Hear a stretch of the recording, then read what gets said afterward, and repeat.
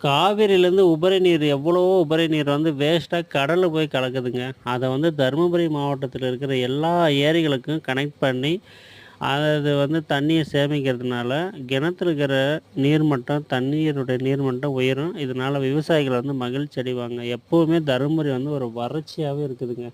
அதுக்கு ஒரு முற்றுப்புள்ளி வைக்க தான் இந்த உபரி நீர் திட்டத்த வந்து செயல்படுத்துறதா டாக்டர் அன்புமணி வந்து பேசியிருந்தாரு கிட்டத்தட்ட ஒரு 10 இயர்ஸ்க்கு முன்னாடி.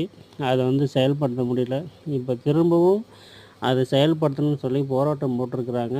கண்டிப்பா இத வந்து பண்ணணும். ஏன்னா வேஸ்ட்டா போய் கடல்ல கலக்குது உபரி நீர். அத வந்து மோட்டர் மூலியமா ஒவ்வொரு ஏரிகளுக்கும் கனெக்ட் பண்றதுனால, அங்க இருக்கிற கிணத்துல இருக்கிற நீர் மட்டம் உயரும்.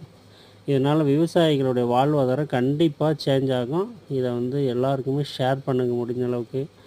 இத நடத்தியே ஆகணும் கூடிய சீக்கிரத்தில. அது உங்களுடைய கையில தான் இருக்கு. Thank you.